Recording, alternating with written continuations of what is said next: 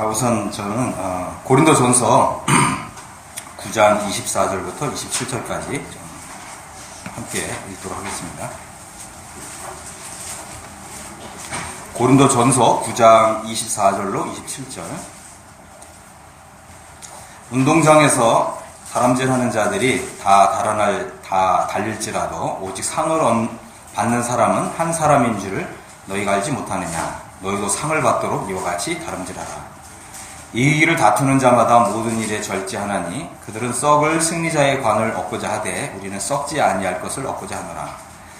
그러므로 나는 다름질하기를 향방 없는 것 같이 아니하고 싸우기를 허공을 치는 것 같이 아니하며 내가 내 몸을 쳐 복종하게 함은 내가 남에게 전파한 후에 자신이 도리어 버림이 당할까 두려워함이로다. 참 여기서 오늘 좀 교회 생활의 비밀이라고 하는 제목으로 좀 말씀을 드리고요. 또 좀 시간 되면 그 제자 생활의 비밀이라고 하는 그 주제로 좀 말씀을 드리고자 합니다. 그래서 이제 교회 생활을 이제 생각할 때 크게는 이제 두 가지 모델이 있는 것 같아요. 교회 생활을 할 때 하나는 뭐냐면 소풍 가듯이 교회 생활을 하는 거예요. 우리가 소풍하면은 어떤 생각이 먼저 드나요? 좀 마음이 편안하고 즐겁고 또 자유롭고, 그죠? 뭐 소풍 가는데 뭐 시간을 딱 뭐 꼭 맞춰서 올 필요도 없고, 그죠? 조금 늦으면 어때요, 그죠? 뭐 10분 늦으면 어떻고, 뭐 30분 늦으면 어떻고, 그죠? 뭐 심지어 뭐 1시간 늦으면 어떻겠어요? 이렇게 좀 소풍 가는 기분으로 교회 생활을 하는 이제 이런 모델이 하나 있을 것 같아요. 또 하나는 뭐가 있을까요? 또 하나는 뭐냐면 올림픽 경기에 참여하듯이 하는 거예요. 우리가 이제 평창 올림픽을 이제 치렀는데, 올림픽에 참여한 선수들이 소풍을 가는 기분으로 만약에 올림픽 경주에 임한다면 어떻게 될까요? 상을 받을 수 있을까요? 없을까요? 상을 받을 수 없겠죠. 그죠? 마치 그냥 그 참전하는데 의의가 있다, 뭐 이런 기분으로다가 훈련도 시간 맞춰서 안 하고, 그죠? 음식도 먹고 싶은 대로 자유롭게 먹고, 그죠? 잠도 자고 싶은 대로 실컷 자고, 그죠? 경기 시간이 딱 11시인데, 경기 시간 막 11시 10분, 20분에 오고, 뭐 상을 얻겠다는 거예요? 아니면 포기하겠다는 건가요?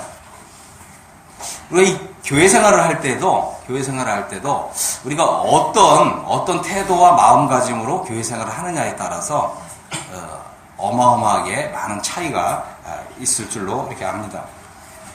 그런데 이제 성경에서는 교회 생활을 이렇게 소풍 가는 기분으로 하라고 성경은 말할까요? 아니면 올림픽 경기에 임한 것처럼 교회 생활을 하라고 말할까요? 우리는 다시금 우리가 여지까지 생각하고 또 나름대로 알았고 뭐 나름대로 또 뭐 어떻게 그렇게 배웠을 수도 있어요. 잘못 배운 거죠. 이 성경이 기록된 시대부터 이 잘못된 가르침이 있었어요. 잘못된 가르침을 하는 사람도 있었고, 잘못된 가르침을 또 받아서 잘못된 신앙생활을 하는 이런 사람들도 있었습니다. 그래서 우리는 항상 하나님 말씀이 성경으로 돌아와야 돼요. 왜 그러냐면 이유가 있어요. 제가 이제 성경을 읽다 보니까 깜짝 놀랐어요. 뭐냐면 우리가 장래에 다 그리스도 심판대 앞에 서는데, 주님, 우리가 믿는 주님이 이제 심판장이시잖아요. 그래서 주님이 나를 아시니까 주님이 나를 많이 봐주실 거야. 그죠? 우리 한국 사람들 봐주는 게 있잖아요. 그죠? 내가 이제 우리 가족 중에 어떤 한 사람이 어떤 이제 심판을 맡으면 좀 가족이라고 봐주는 거 있잖아요. 미국 사람들이 얄짤없더라고요. 미국 사람들은 아주 엄격하게 하는데 한국 사람들은 좀 그랬어. 그래서 그런지 몰라도 우리 한국의 크리스찬들이 좀 이게 신앙생활 하는 게 상당히 이게 소풍 가는 기분으로 해요. 왜냐하면 봐줄 거다 이렇게 생각하거든요. 근데 제가 깜짝 놀랐는데 그게 뭐냐면 주님이 이런 말씀, 내가 심판하는 것이 아니라 내 말이 너희를 심판한다. 그러니까 내 말씀, 하나님의 말씀이 심판하신다는 거예요. 제가 깜짝 놀랐어요. 하나님 말씀 우리에게 주셨잖아요. 그러니까 우리가 이 말씀대로, 말씀에 그대로 순종하면 상을 주신다 그랬잖아요. 그죠? 근데 말씀대로 안 하면 상 주세요, 안 주세요? 안 주시잖아요. 근데 우리가 착각하는 게 뭐냐면, 예수님이 날 좀 봐주실 거야. 나의 어떤 사정을 좀 충분하게 감안해 주실 거야. 이렇게 생각한다는 거죠. 근데 말씀이 날 심판한다 그러면 어떻게 해? 봐주는 게 있을까요, 없을까요? 그래서 성경에 뭐라냐면 하나님은 사람을 외모로 취하지 않는다는 거예요. 말씀을 심판하는 거예요. 그래서 우리가 말씀에 순종하면 하나님이 상을 주시는 거고 내가 말씀에 순종 안 하면 상 안 주신다는 거예요. 우리가 이거를 엄격하게 우리 마음에 좀 담아둘 필요가 있습니다.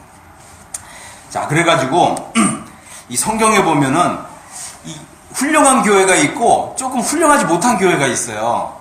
맞죠? 그래서 우리가 이제 우선 칭찬받는 교회부터 먼저 좀 볼게요. 칭찬받는 교회가 어느 교회가 있을까요? 데살로니가 교회가 있어요. 우리 데살로니가전서 1장을 잠깐 보면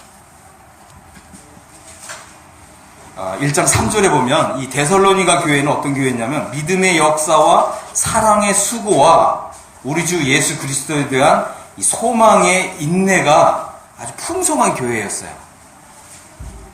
믿음의 역사, 사랑의 수고, 그 다음에 소망의 인내. 그죠? 그래가지고 이제 5절에 보면은, 데살로니가전서 1장 5절에 보면 또 무슨 얘기를 하냐면, 복음이 너희에게 말로만 이른 것이 아니라 능력과 성령과 큰 확신으로 되었다. 이렇게 얘기하는 거예요. 그러니까 이런 믿음을 가진 사람들은 신앙생활을 어떻게 하겠어요? 소풍 가는 기분으로 할까요? 아니면 올림픽에 참가한 선수처럼 할까요? 어떻게 생각하세요? 올림픽에 참전한 선수처럼 하겠죠. 그죠? 그래가지고, 이 교회는 6절에 보면 많은 환난 가운데서 성령의 기쁨으로 말씀을 받았대요. 그러니까 여러분들이 오늘도 말씀을 이렇게 들으실 때 성령의 기쁨으로 말씀을 받으시면 여러분들이 다 복이 될 줄로 이렇게 믿습니다. 그리고 또, 7절에 보니까 여기 뭐 어떻게 되어 있냐면 마게도냐와 아가야에 있는 모든 믿는 자의 본이 되었대요. 다시 말한다면은 이 데살로니가 교회는 어떤 교회였냐면 모델 처치였다는 거예요. 그죠? 우리 대한민국에서 첫 번째 모델이 되는 교회. 모델이 된다는 게 뭐겠어요? 본보기가 되고, 그죠? 대한민국에 있는 모든 교회는 이 교회를 본받아라 이거잖아요. 그죠? 이거 우리 교회가, 우리 서울 강북교회가 대한민국에 있는 모든 교회의 모델 처치가 되는 거예요. 강북교회 와서 배워라. 이렇게 되면 얼마나 좋아요. 그죠? 그 다음에 이제 8절에 보면 주의 말씀이 너희에게로부터 마게도냐와 아가야에만 들릴 뿐 아니라 하나님을 향하는 너희 믿음의 소문이 각처에 퍼졌으므로. 와, 믿음의 소문이 정말 방방곡곡에 소문이 퍼졌대요. 우리 교회가 이렇게 가야 되지 않겠어요? 네. 그런데 이게 좀 나쁜 소문에 휩쓰인 교회가 있어요. 어떤 교회일까요? 본이 좀 안 되는 교회. 이런 교회가 있어요. 어떤 교회냐면 고린도 교회예요. 고린도 교회. 우리 고린도 교회 한번 좀 잠깐 보겠습니다. 고린도 교회 3장 1절을 보면 이렇게 얘기를 해요. 고린도 교회를 향해서는 형제들아 내가 신령한 자들을 대함과 같이 너에게 말할 수 없어서 육신에 속한 자, 곧 그리스도 안에서 어린아이들을 대함과 같이 하노라. 그리스도 안에서 어린아이래요. 어린아이. 이거는 뭐예요? 우리가 뭐 믿은지 뭐 몇 년이 됐냐, 뭐 연수가 얼마나 됐냐, 이거 관계없어요. 우리 나타나는 우리 신앙의 모습이 어떠냐, 이거에 따라서 하나님은 이 사람들은 그리스도 안에서 어린아이들이구나. 그리고 이 사람들은 그리스도 안에서 장성한 사람이구나. 이게 하나님께 인정하시는 거예요. 사람의 인정이 아니고 하나님의 인정이에요. 그 다음에 이제 2절에 보면 뭐라고 그랬어요? 내가 너희를 저주로 먹이고 밥으로 아니하였느니. 이제 영어 표현은 조금 달라요. 영어 표현은 뭐냐면 내가 너희를 우유로 먹이고 고기로 먹일 수 없었다. 이렇게 표현하는 거예요. 왜냐하면 이제 하나님 말씀에도 우유에 해당하는 말씀이 있고 고기에 해당하는 말씀이 있거든요. 우리가 이제 이런 말씀을 들으면서 우리 개인들은 나는 지금 어떤 상태인가? 어린아이 상태에서 그냥 우유만 먹는 상태인가? 아니면 나는 좀 영적으로 성장했기 때문에 이제 좀 고기, 단단한 음식, 이런 것도 먹을 수 있는 이런 수준인가? 이제 이런 것도 한번 좀 생각해야 되고요. 또 우리 교회를 한번 생각해 봐야 돼요. 우리 교회는 지금 어떤 수준인가? 3절 보겠습니다. 너희는 아직도 육신에 속한 자로다. 있어요. 육신에 속한 자다. 그러니까 이 영적이고 신령한 모습이 안 나타나는 거예요. 이게 순전히 어린아이죠, 어린아이. 그러니까 어린아이의 특징이 뭐겠어요? 누가 이렇게 좀 안내를 해주고 뭔가 옆에서 도와줘야 되고 그렇지 않으면 뭐 어디를 튈지 모르는 게 어린아이들 특징이잖아요. 여러분들은 신앙생활 어떻게 하고 계십니까? 누가 꼭 이렇게 해야 됩니다, 저렇게 해야 됩니다, 이렇게 안내를 해야 신앙생활을 이렇게 반듯하게 하시나요? 아니면 여러분들 스스로가 하나님 앞에서, 하나님 앞에서 여러분이 이렇게 하는 게 하나님을 기쁘시게 하는 거야, 이렇게 하시면서 신앙생활 하시나요? 이거 굉장히 중요한 것입니다. 그리고 여기에 바로 비밀이 담겨져 있어요. 우리가 이 교회 생활을 잘하느냐, 교회 생활 잘하지 못하느냐에 따라서 장래에 우리 하나님 나라에 갔을 때 나타날 결과가 어마어마하게 다르다고 하는 것입니다.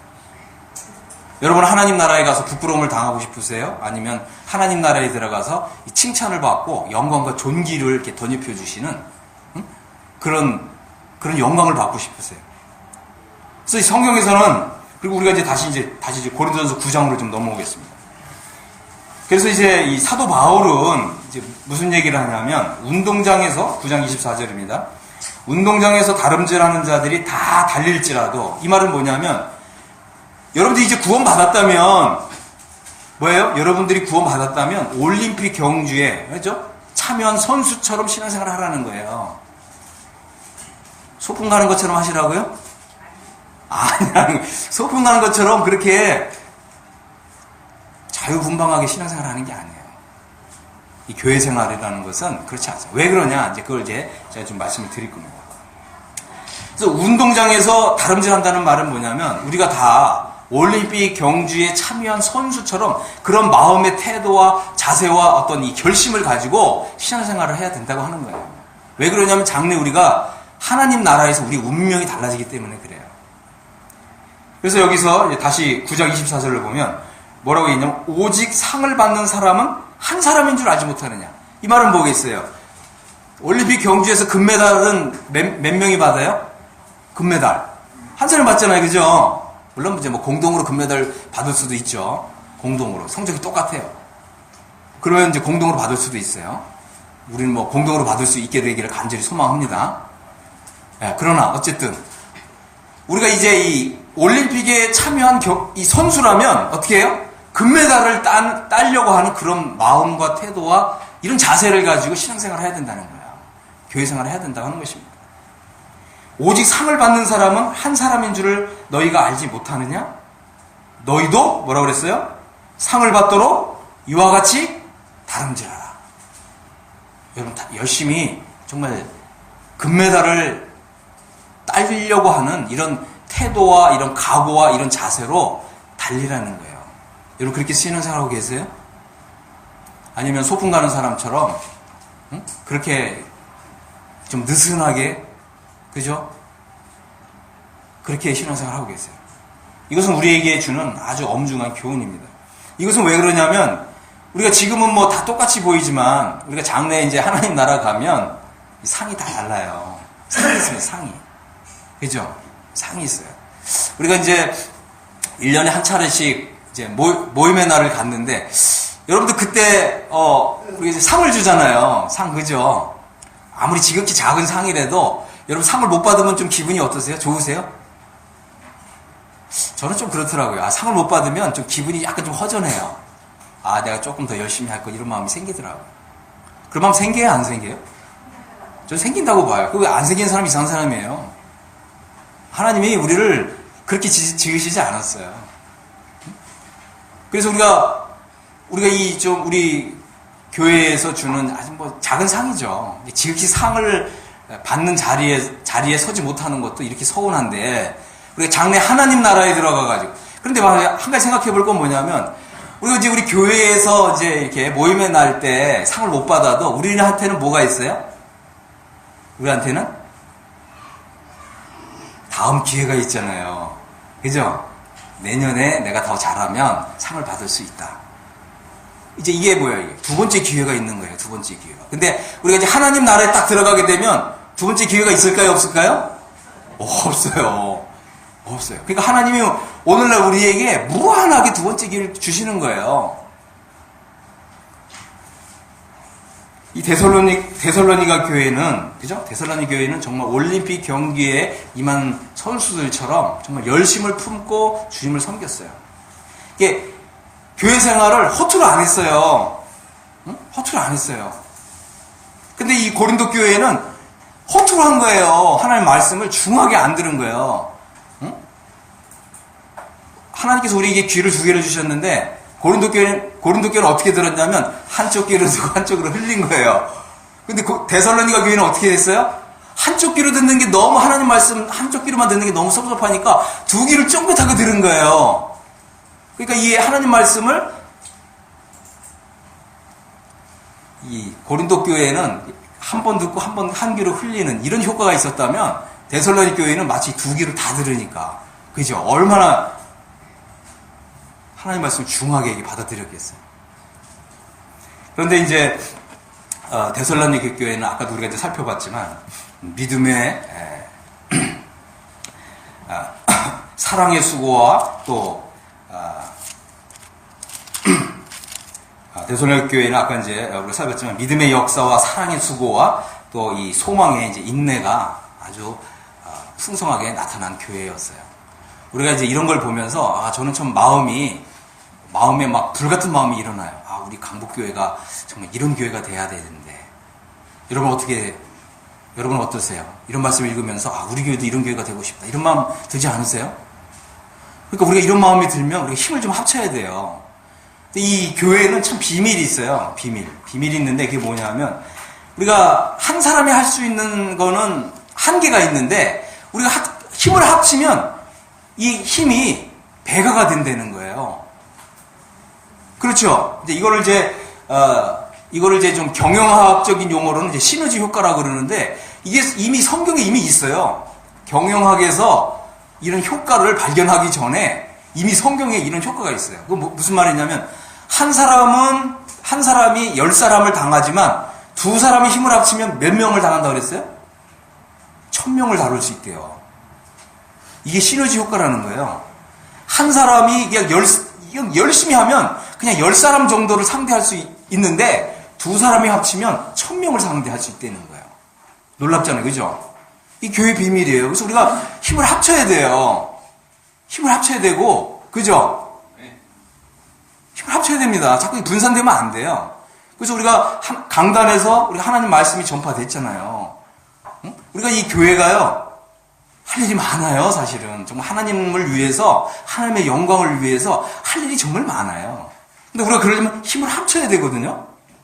힘을 합쳐야 돼요. 우리가 빵을 만들더라도, 그죠? 빵을 만들어도 밀가루를 반죽해서 이게 합쳐야 되잖아요. 합쳐야 뭐 빵도 되고 뭐 떡도 되는데, 이게 반죽이 안 되면 아무것도 안 되잖아요. 그죠? 그래서 우리가 힘을 합쳐야 돼요. 힘을 합치려면 어떻게 해야 돼요? 좀 바뀌어야 돼요. 우리 좀 신앙의 태도와 자세가 바뀌어야 돼요. 지금까지 여러분들이 잘해오셨지만 이제 완전히 바뀌어야 돼요. 지금까지 여러분들이 잘해오셨다고 생각하는데 잘해왔다고 생각하는 것도 좀 내려놓고 하나님 제가 다시 한번 저에게 기회를 주시면 제가 더 분발을 하겠습니다. 그렇게 하셔야 돼요. 그래서 우리가 이제 예배 시간도 11시다 그러면 10시 30분 이렇게 딱 오셔야 돼요. 그래서 뭔가 하나님 앞에서 여러분들의 변화된 모습을 하나님 앞에서 딱 보여드려야 돼요. 그게 하나님이 우리 교회에 복을 쏟아 부어주시는 거예요. 언제까지 우물쭈물 하시겠어요? 그렇게 하시면 안 돼요. 그래가지고 우리가 이제 이 힘을 합치면 우리 교회가 할 일이 굉장히 많아요. 그래서 모든 교회가 처음부터 유명한 교회가 아니에요. 처음부터 유명한 교회가 아니에요. 제가 요즘 이제 개척교회에 대한 좀 책을 좀 읽고 있는데 처음에 이렇게 지하에서 시작하고 또 조그만 제가 한 25명 정도로 시작을 했는데 이 교회가 지금 아주 유명한 교회가 됐더라고요. 이 교회가 처음부터 그렇게 막 단결력이 좋고 막 협력이 잘 되고 그런 교회는 아니었는데 어느 한 순간 이제 딱 변화를 보여주는 거예요. 근데 어떤 변화냐면 한번 따라해 보세요. 급격한 변화. 급격한 변화. 네. 어느 날 이 급격한 변화를 딱 경험하고 나서 이 교회가 갑자기 변했는데 그냥 변한 정도가 아니라 돌변하는 거예요. 돌변 무슨 뜻인지 아시죠? 우리도 좀 돌변하고 싶지 않으세요? 대답을 안 하시네요. 네.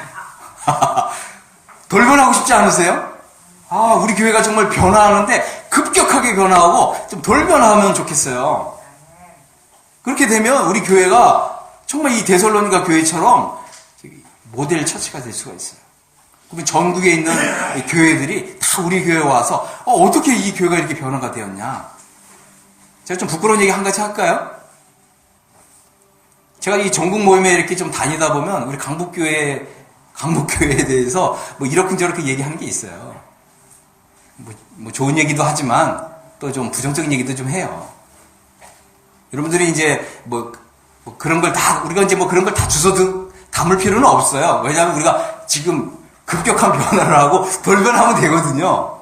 안 하면은 이제 계속 그런 좀 부정적인 얘기 좀 듣죠. 우리가 좀 변해야 돼요. 그래서 우리가 정말 하나님 말씀을 이렇게 듣는데, 주님, 정말 급격한 변화를 하고 싶습니다. 여러분 이렇게 기도하세요. 그러니까 우리 각자가 그런 하나님 앞에서 그런 어떤 마음의 정말 변화, 어떤 마음의 결단이 없으면 우리 교회는 결코 변하지 않을 거예요. 그래서 지금 모습이나 앞으로 10년 후의 모습이나 이게 똑같을 거라고요. 교회는 그렇지 않아요. 교회는 생명력이 있어요.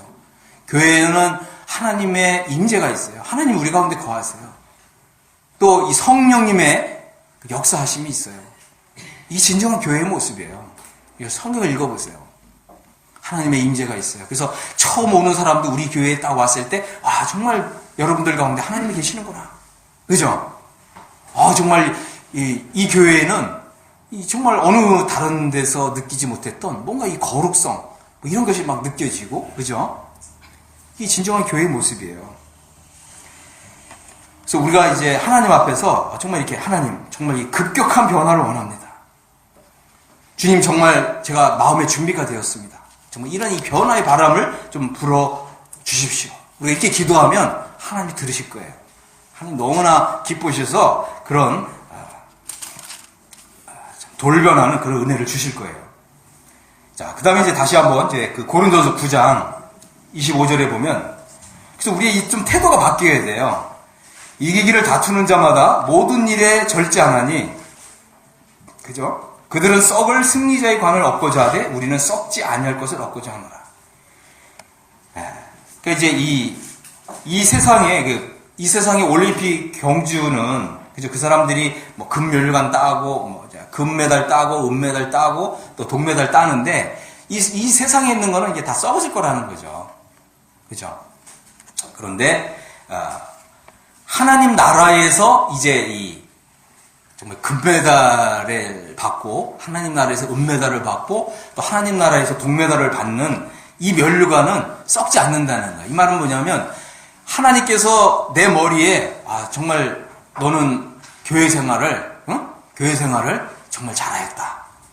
그리고 우리 머리에 딱 금면류관을 써주시면 이것은 영원히 간다는 거예요. 이 말이 썩지 아니할 면류관이라는 뜻이에요. 어느 누구도 주님이 내 머리에 딱 씌워주신 이 면류관을 빼앗을 수가 없는 거예요. 그래서 우리가 이 승리자의 관을 얻고자 하는 이런 태도로 교회 생활을 하라는 거예요. 만약 이런 것이 없다면 성경에 왜 이렇게 있겠어요? 승리자의 관이 있어요, 없어요? 있어요. 사도 바울도 뭐라고 얘기해요? 자, 한번 보겠습니다. 26절에 보면, 그러므로 나는 다름질하기를 향방 없는 것 같이 아니에요. 이 말은 뭐냐? 목표를 정했다는 거예요. 목표. 우리도 목표를 정해야 돼요. 주님, 제가 이제 승리자의 면류관을 쓰기를 원합니다. 우리가 이런 목표를 정하라는 거예요. 그래서 성경에 뭐라면 표대를 정하라는 거예요. 표대. 하나님이 그리스도 안에서 우리를 부르신 부름의 상을 향하여 달려라. 그죠? 빌립보에서 이렇게 말하잖아요. 목표를 정하라는 거예요. 왜냐하면 대부분이 그래요. 대부분이 우리가 목표가 없기 때문에 우리 신앙생활이 이렇게 소풍 가는 것처럼 이렇게 신앙생활을 하는 거예요. 근데 우리가 목표가 분명하면 우리가 그렇게 할 수가 없죠. 목표를 분명하게 정하고도 내가 승리자의 면류관을 내 머리에 쓰리라. 이런 목표를 정하고도 소풍 가는 것처럼 신앙생활을 하는 사람은 없어요. 그런 사람은 없어요. 자, 그 다음에 27절을 보면 바울은 뭐라고 그랬습니까? 이 사도 바울이잖아요. 사도잖아요. 근데 바울도 이런 데 있어요. 내가 내 몸을 쳐서 복종하게 하는 것은 내가 남에게 전파한 후에 자신이 도리어 버림을 당할까 두려워함이라 그랬습니다. 이 상은요, 상은 확정된 게 아니에요. 상은 확정된 게 아니에요. 우리가 정말 하나님 나라에 들어가서 주님 앞에 딱 설 때까지는 우리가 사실 어떤 상을 받을지 몰라요. 심지어 요한계시록에 보면 빌라델비아 교회는, 그죠? 빌라델비아 교회는 굉장히 놀라운 교회예요. 칭찬만 받는 교회인데 이 교회는 내가 너희에게 멸류관을 다 주겠다 그러는 거예요. 어떤 교회가요? 빌라델비아 교회. 그래서 여러분들은 이미 멸류관을 다 쓰고 있는데 이제 이 멸류관을 빼앗기지 않도록 신앙생활하라. 이게 또 빌라델비아 교회 주신 말씀이에요. 놀랍잖아요. 그죠? 그래서 우리가 지금까지 잘했다 할지라도 이거 빼앗길 수 있다는 거예요. 우리가 이런 교훈을 받아야 돼요. 자, 어쨌든 이건 하나의 기회예요. 기회. 하나님께서 지금 하나님 나라에서 승리자의 관을 우리에게 주실 것이다 라고 하는 정말 이런 우리 기회를 주시는 거, 우리 기회를 보게 해주시는 거, 이것이 하나님의 은혜입니다. 그런데 우리가 한 가지 알아야 될 건 뭐냐면 요한계시록 4장 10절에 보면 이런 말씀이 있어요. 24장로들이 있는데 24장로들은 그죠, 다 멸류관을 쓰고 있어요. 그런데 이 하나님 나라에서 자기 멸류관을 딱 벗어서 주님께 딱 드리는 거예요. 얼마나 멋있어요. 이 말은 뭐겠어요? 우리가 이제 신앙생활을, 교회 생활을 잘해서 이 승리자의 관을 주님이 우리 머리에 딱 씌워주셨는데 우리는 그 영혼 세계에서 우리의 이 관을 딱 벗어갖고 주님께 딱 드리는 거예요. 그래서 다시 말씀드릴게요. 우리가 이 승리자의 관을 쓰는 것은 바로 영혼 세계에서 주님께 진짜 최고의 예배를 드리기 위한 거라는 거예요. 우리는 어떻게 보면 이 땅에서 드리는 예배는 다 예행 연습이에요. 진짜 예배는 뭐냐면 주님이 우리 머리에 씌워주신 그 멸류관을 딱 벗어서 주님께 딱 드리는 거예요. 이게 진짜 예배입니다. 그때 우리 머리에 주님이 관을 씌워주시지 않고 주님이 나를 부끄러워하신다고 생각해보세요. 너는 부끄러운 물에 들어간다. 우리는 그 영혼 세계에서 우리 주님께 다시 한번 영광 드릴 수 있는 그런 기회마저도 얻지 못하는 이런 사람이 되는 것입니다. 그래서 우리가 멸류관을 쓰고자 하는 것은 이 우리 머리에 씌워주신 이 멸류관을 주님께 다시 드리고자 함이라고 하는 이 사실을 명백하게 좀 기억하시기를 바랍니다.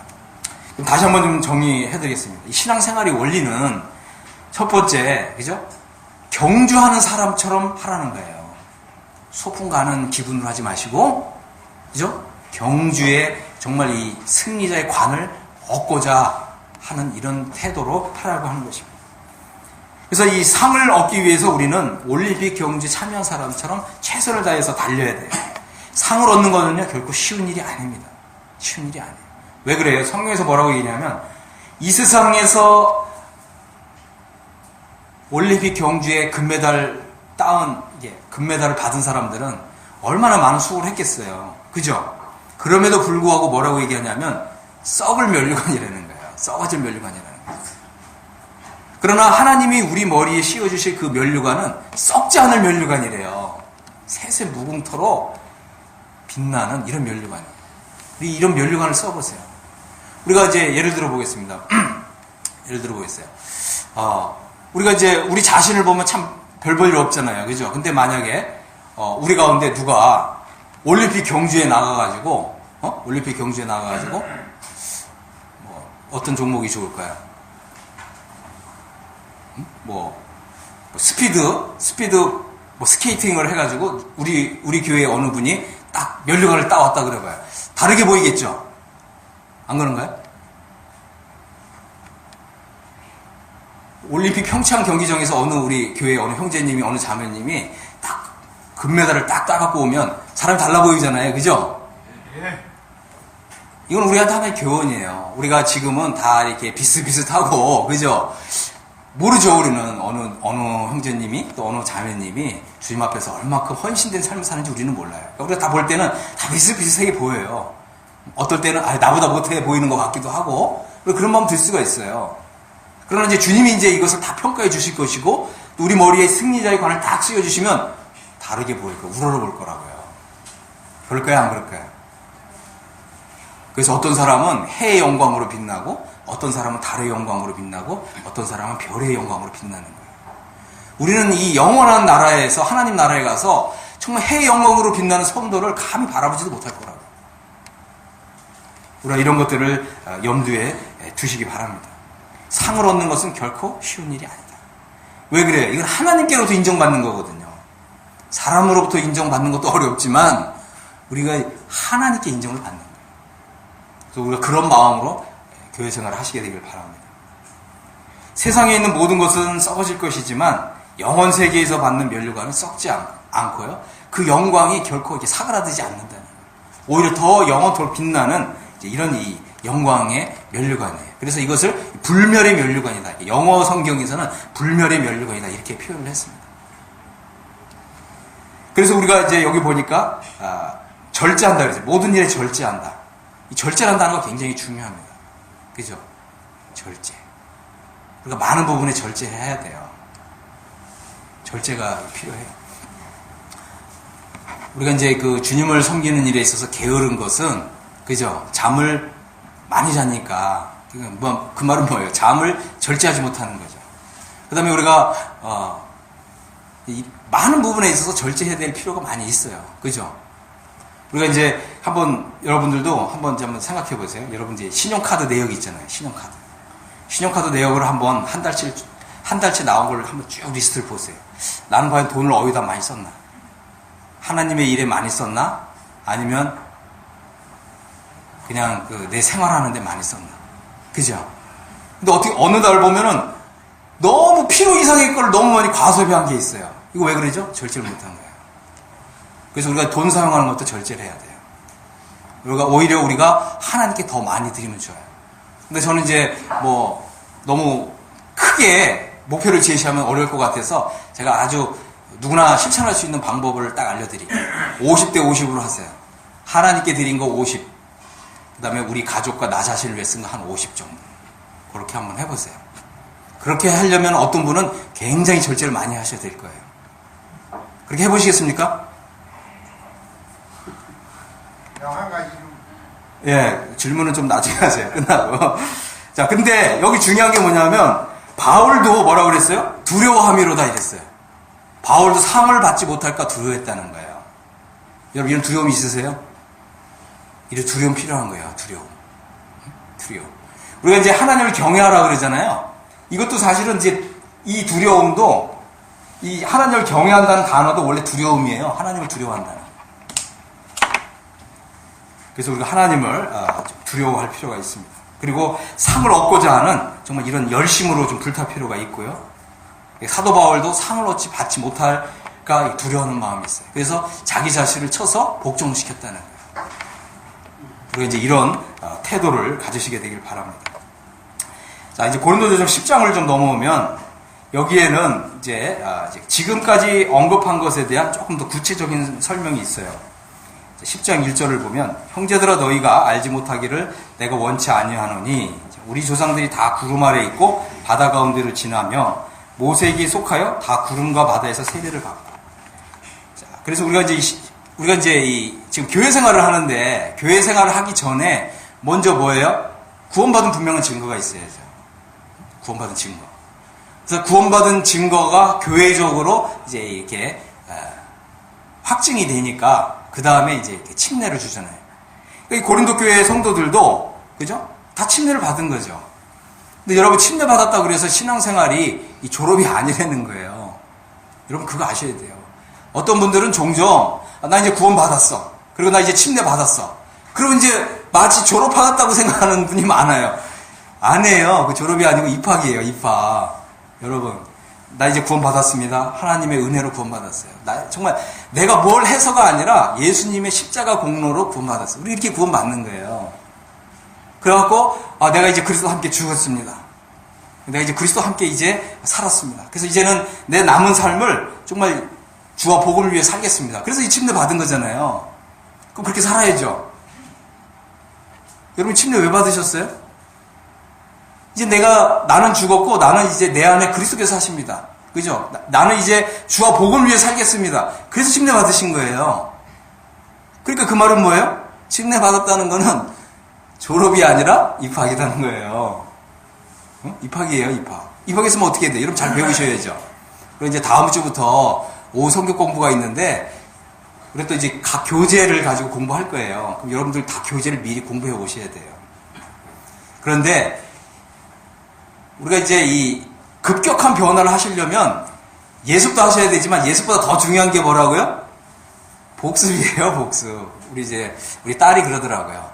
아빠, 내가 공부하는 비결을 하나 깨달았어요. 뭐냐 그랬더니 예습보다 복습이 더 중요하더라고요. 복습이 더 중요합니다. 복습을 하시면은 이 어마어마한 감동이 몰려와요. 예습할 때는 이게 긴가민가하고 이렇게 공부하시는데 복습할 때는 이게 어마어마한 그 감동으로 몰려와요. 그걸 경험하시려면 이제 복습을 좀 하시면 됩니다. 그래서 우리가 이제 이제 이달 말부터 이제 성경 공부를 하시는데 여러분들이 정말 적극적인 태도와 그죠? 적극적인 이제 우리 성경 공부한다. 네, 이제 정말 이 성경 공부 한번 제대로 한번 해보자. 이제 이런 즐거운 마음으로 좀 오세요. 아시겠죠? 네. 그 다음에 이제 3절 보겠습니다. 3절 보면 다 같은 신령한 식물을 먹으며 다 같은 신령한 음료를 마셨으니 이는 저희를 따르는 신령한 반석으로부터 마셨음에 그 반석은 곧 그리스도시라. 그래서 이것은 이제 좀 만찬을 좀 상징적으로 표현해요. 신령한 식물, 신령한 음료. 그죠? 그래서 우리가 이제 만찬에 다 참여하잖아요. 그죠? 그런데 교회 생활은 우리가 이제 이 주일날 이렇게 만찬 예배에 참여한다 그래서 그것이 교회 생활의 전부가 아니라는 거예요. 그게 교회 생활의 전부가 아닙니다. 자, 10장 5절 보겠습니다. 그러나 저희의 다수를 하나님이 기뻐하지 아니하신 거로 저희가 광야에서 멸망을 받았느니라.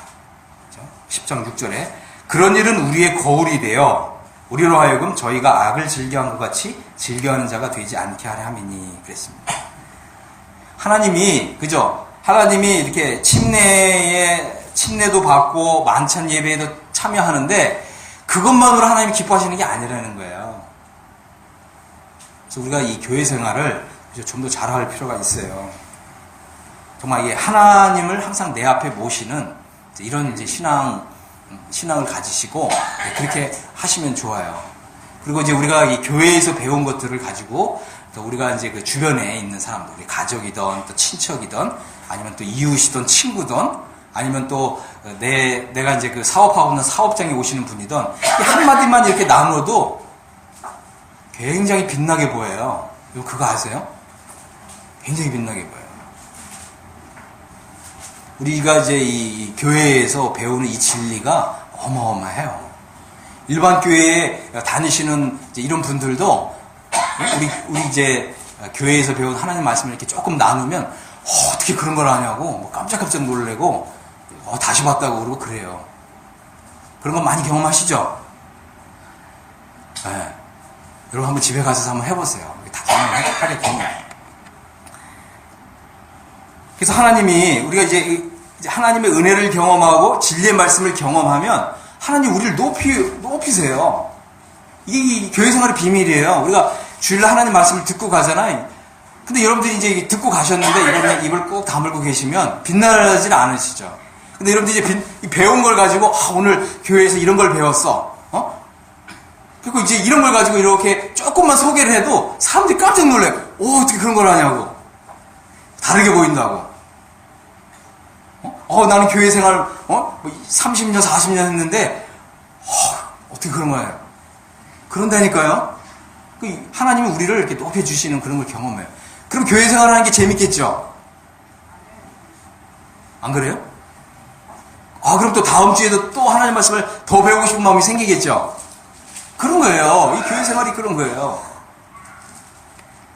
그런데 이제 우리가 이제 이 교회 생활을 이렇게 그 하나님 마음에 이렇게 합당하게, 하나님 마음에 흡족하게, 하나님 마음에 들게 신앙생활을 안 하면 어떤 일이 생기냐면 우리 안에 살짝 영적인 게으름이 들어와요. 그리고 하나님 말씀을 무시하는 이런 태도가 형성이 돼요. 이게 참 놀라운 거죠. 그리고 하나님 말씀을 중하게 여겨야 되거든요.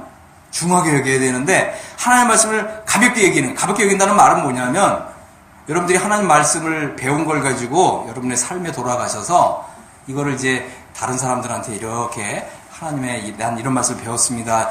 이런 걸 이렇게 좀 드러내고 이런 걸 안 하는 거죠. 이런 걸 하기만 하면 빛의 자녀처럼 빛을 내는데 이런 걸 안 하는 거예요. 한 귀로 듣고 한 귀로 흘리시면은 어떤 일이 생기냐면 이게 자꾸 쌓이잖아요. 살짝 영적 게으름이 싹 들어와요. 자, 그러면 어떤 일이 생기느냐? 자, 10장 7절을 보겠습니다. 저희 중에 어떤 이들과 같이 너희는 우상 숭배하는 자가 되지 말라 그랬잖아요. 기록된 바 백성이 앉아서 먹고 마시며 일어나서 뛰는 다음과 같으니라.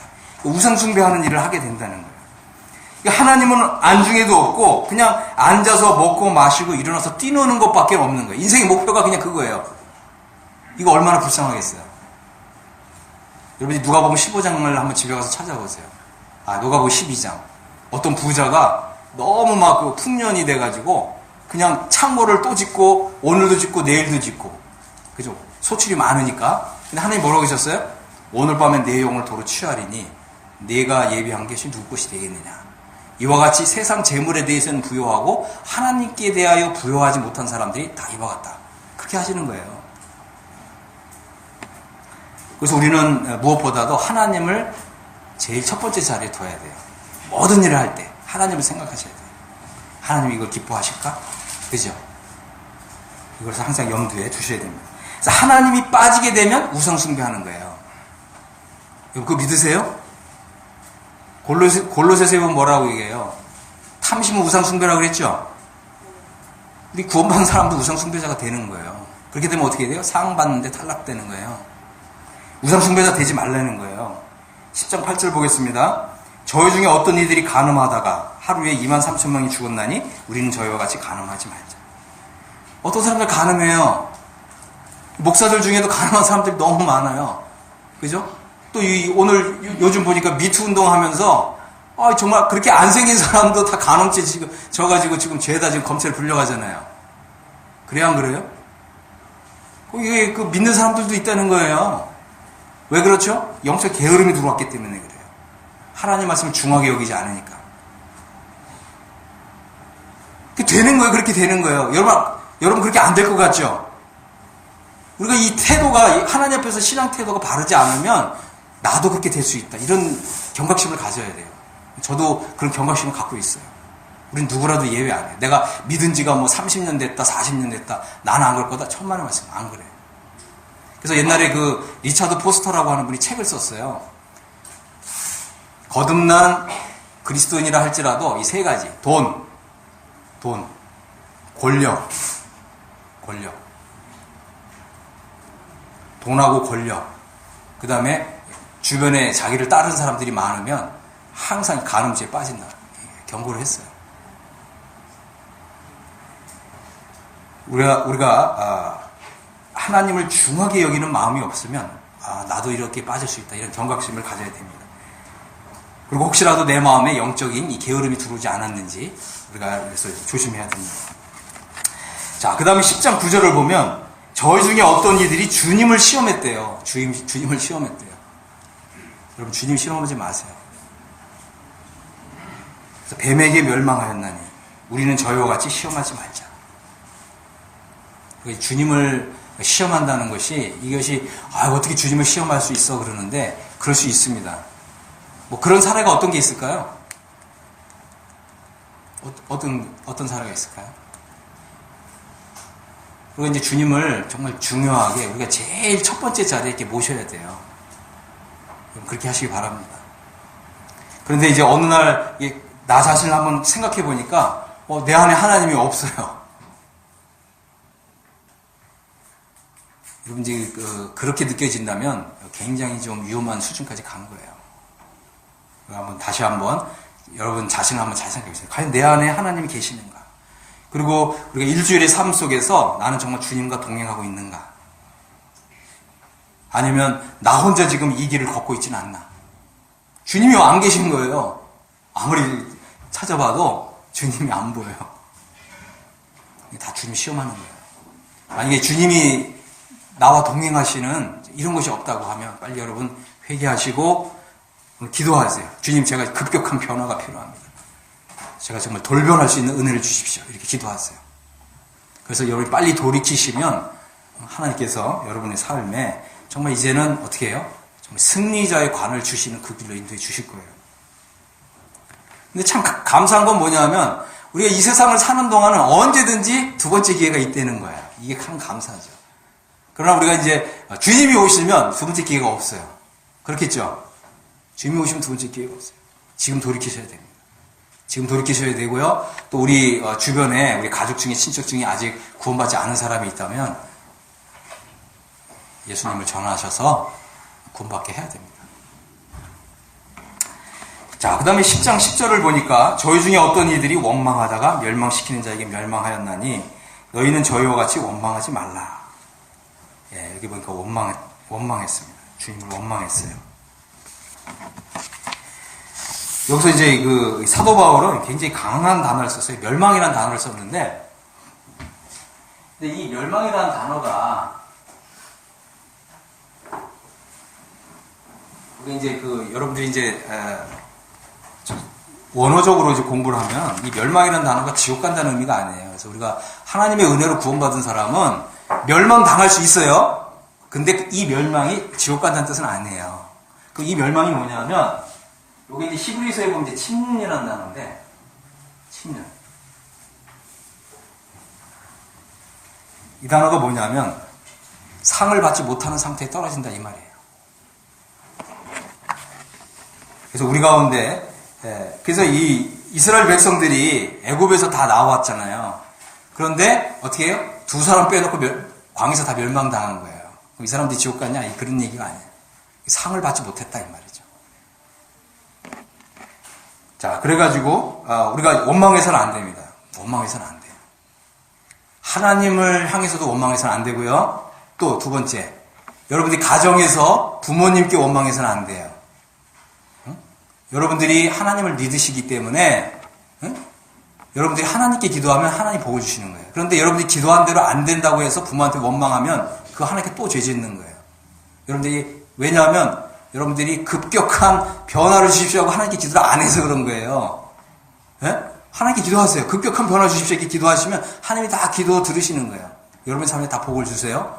그러니까 여러분들이 잘못된다고 해가지고 부모 원망하지 마세요. 그거 하나님께 또 죄 짓는 거예요. 세 번째, 우리 자매님들은 남편 원망하지 마세요. 죄 짓는 겁니다. 하나님께 죄 짓는 거예요. 똑같아요. 그죠? 우리 형제님들도 자매님 향해서 원망하지 마세요. 우리 형제님들도 자매님 원망하지 마세요. 자매님들 사랑해야 돼요. 사랑하셔야 돼요.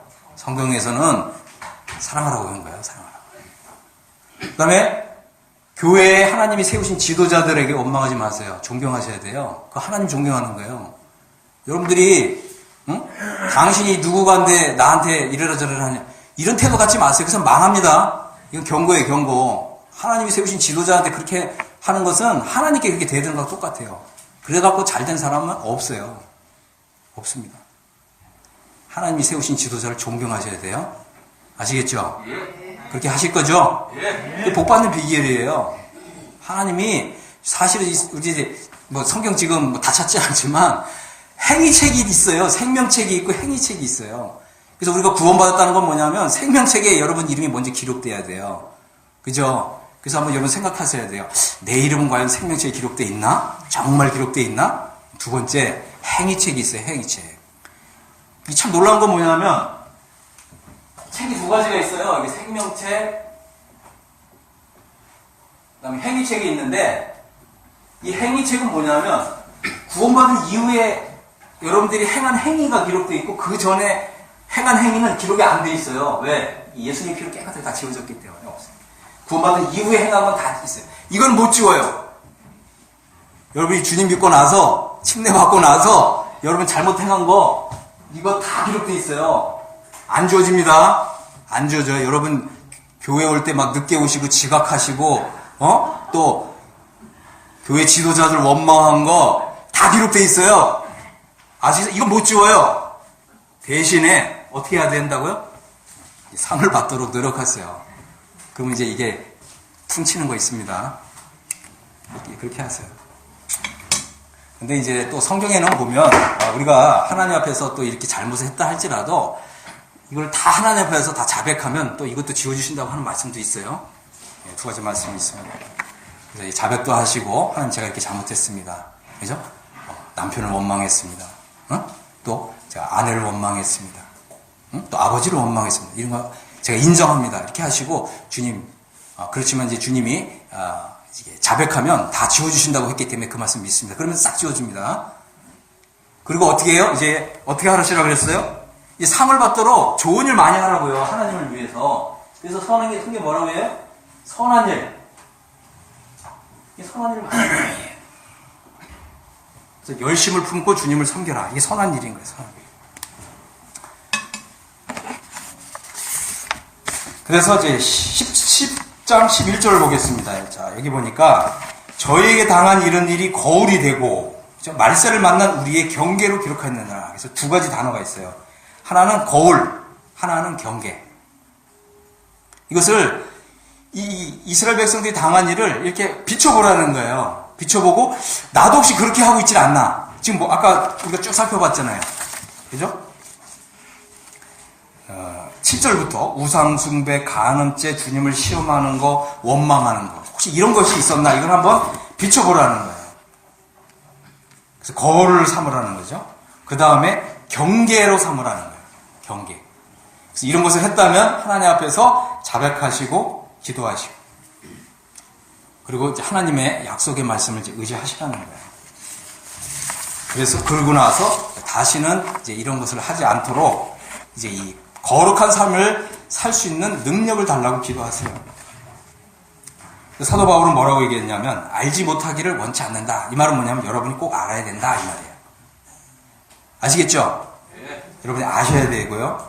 그래서 이스라엘의 역사를 알아야 되고요. 이스라엘이 당한 일을 지표로 삼으라는 거예요. 지표. 그래서 우리 사자성어 중에 이런 말이 있잖아요.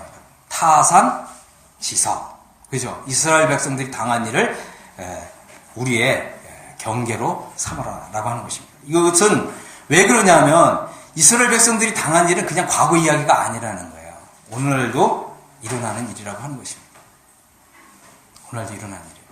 제가 처음 주님을 믿었을 때는 구원받고 거듭난 사람은 간음죄를 안 짓는 줄 알았어요.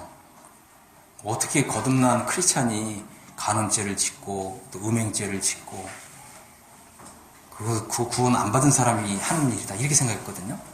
제가 이제 주님을 믿고 나서 쭉 생활해 보니까 그렇게 그 주님 구원 받았다고 하고 기뻐하고 또 침례도 받고 또 성도들 열심으로 잘 섬기던 어느 성도가 어느 날 갑자기 음행죄를 짓고 간음죄를 짓고 별의별 죄를 다 짓는 이런 걸 목격하면서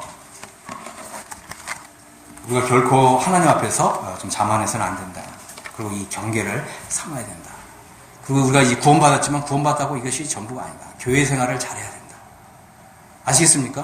네. 교회 생활을 잘하면 상을 받는 거예요. 아시겠어요? 예. 교회 생활을 잘하면 상을 받는 거예요. 그런데 교회 생활 잘 못하면 상을 못 받아요. 여러분 그거 아셔야 돼요. 왜냐하면 성경에서 뭐라고 얘기하냐면 하나님이 우리를 개인적으로 구원하시지만 그죠? 성경에서 뭐라고 얘기했냐면 그리스도께서 교회를 사랑하셨다 이렇게 얘기하는 거예요. 교회를 사랑하셔서 자신을 주셨다. 그래서 우리가 이 교회를 사랑하고 교회를 잘 섬겨야 돼요. 교회 생활 잘 하셔야 되는 거예요. 근데 나는 구원받았다고 그래서 교회 생활을 잘 못한다던가 교회를 업신여긴다던가 그런 사람은 상을 못 받아요. 그런 사람도 어떻게 된다고요? 여기 빠지는 거예요. 멸망, 침략. 교회 생활 잘 못하는 사람들은 상을 못 받아요. 구원은 받죠. 그러나 하나님 나라에 간신히 들어가는 거고 하나님 나라에 겨우 들어가는 거예요. 겨우 들어가. 그리고 이제 이 사실을 잘 아세요. 그래서 이 상을 받는 비결은 교회 생활을 잘하는 데 있다. 아시겠죠? 그래서 교회 생활의 비밀은 뭐냐면 상을 받는 길이라는 거예요. 상을 받는. 그래서 성경에서는 뭐라고 그래요? 경주하는 자가 어떻게 해요? 법대로 경계하지 않으면 승리자의 관을 얻지 못한다고 그러잖아요. 그럼 이 법대로 경계한다는 게 뭐예요? 교회 생활을 충실하게 잘하라는 거예요. 남들보다 더 뛰어나게 좀 잘하도록 하세요. 그래서 이 형제님은 정말 우리 교회의 자랑이야. 또 우리 이 자매님은 우리 교회의 정말 자랑이야. 이렇게 칭찬받을 수 있도록 이렇게 하세요. 근데 이것은 사람의 칭찬을 받기 위해서 하라는 게 아니라 하나님께 칭찬을 받도록 하라는 거예요. 그래서 구원받았다고 전부가 아니고요. 또 침례를 받았다고 해서 이게 전부가 아니고요. 또 만찬에 떡을 떼고 잔을 마신다고 해서 이게 전부가 아니에요. 우리는 어떻게 해요? 교회 생활을 잘 하셔야 됩니다.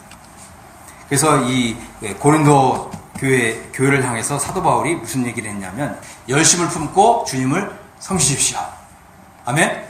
아멘. 그래서 이제 우리가 열심을 품으면 어떻게 되겠어요? 뜨겁죠? 우리 교회에 누가 제일 뜨거워요? 열심을 품었어요. 열라면 아시죠? 열라면 뜨겁잖아요. 열심을 품으면 이 뜨거운 거예요. 옆에 가면 뜨거워요. 누가 제일 뜨겁죠? 송기박 형제님? 송기박 형제님 옆에 가면 다 뒤는 거예요. 그 정도로 교회 생활 잘 합시다. 아멘? 네, 감사합니다. 우리 이렇게 하고 기도하고 마치겠습니다. 아버지 하나님, 참 은혜로 구원해 주신 아버지 하나님의 놀라운 사랑을 기억하며 감사를 드립니다. 우리가 다 믿음으로 의롭다함을 받았습니다. 우리가 구원받은 후에 우리를 그냥 개인적으로 내버려 두신 것이 아니라 그리스도의 몸된 교회 안에 한 몸으로 부르셨습니다. 한 몸으로 부르신 것은 우리가 합력해서 교회 생활을 하라고 하는 아버지 하나님의 뜻인 것을 저희가 기억합니다. 우리가 교회 생활을 잘 할 때 하나님 아버지 앞에서 승리자의 관을 얻는 참 놀라운 비밀에 대해서 함께 살펴보았습니다. 이제 우리가 이러한 교회 생활의 비밀을 품은 자로서 좀 열심을 품고 주님을 섬기는 이런 사람들이 되도록 주님 은혜를 더해 주시기 원합니다. 저희가 이 말씀을 이제 들었습니다. 두 귀로 들었습니다. 이제 우리가 이 말씀을 우리 삶 속에서 실천하는 우리 모두가 되도록 도와주시옵소서. 또 우리 마음에 참 긍정적이고 적극적인 이런 마음을 주셔서 정말 우리가 주님 말씀을 기억하면서 항상 우리 아버지 하나님을 기쁘시게 하는 참 이런 일에 누구보다도 먼저 열심을 다하는 우리 모두가 되도록 은혜를 더해 주시옵소서. 참 그리하여 우리의 삶을 통해서 하나님께서 정말 함께 하시고 또 주님이 우리의 삶 가운데 친밀하게 동행하시는 이러한 많은 증거들을 나타내 주셔서 참 하나님께 이렇게 순종하는 또 하나님의 말씀에 실천하는 참 이런 사람들이 참 복을 받는 이러한 것들을 우리 자신이 친히 경험하고 또 우리 교회가 함께 경험하는 이런 은혜를 내려 주시옵소서. 우리 주 예수 그리스도 이름으로 아버지 하나님께 기도했습니다. 아멘.